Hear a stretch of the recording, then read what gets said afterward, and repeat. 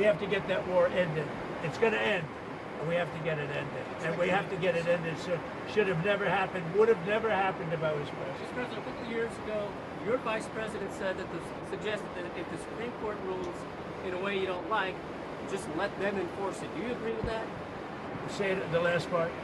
The vice president suggested that if the Supreme Court rules in a way that you don't like, they can just enforce it by themselves. Do you agree with that? I don't know even what you're talking about. Neither do you. Who are you with?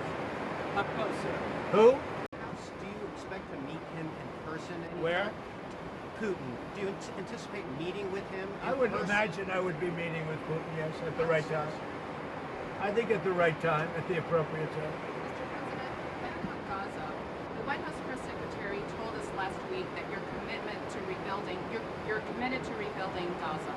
Steve Witkoff said that process would take 10 to 15 years. Does your commitment to rebuilding Gaza extend beyond your time in office? I'm committed to buying and owning Gaza. As far as us rebuilding it, we may give it to other states in the Middle East to build sections of it. Other people may do it through our auspices.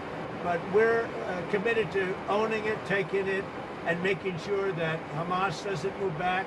There's nothing to move back into. The place is a demolition site. It'll be, the remainder will be demolished. Everything's demolished. I mean, you can't live in those buildings right now. They're very unsafe. But we'll make it into a very good site for future development by somebody. We'll let other countries develop parts of it. It'll be beautiful. People can come from all over the world and live there. But we're going to take care of the Palestinians. We're going to make sure they live beautifully and in harmony and in peace, and that they're not murdered. This has been the most dangerous site anywhere in the world to live in. Hamas has been a disaster. And by the way, I have to tell you that I watched the hostages come back today, and they look like Holocaust survivors. They were in horrible condition. They were emaciated. It looked like many years ago, the Holocaust survivors. And I don't know how much longer we can take that when I watch that.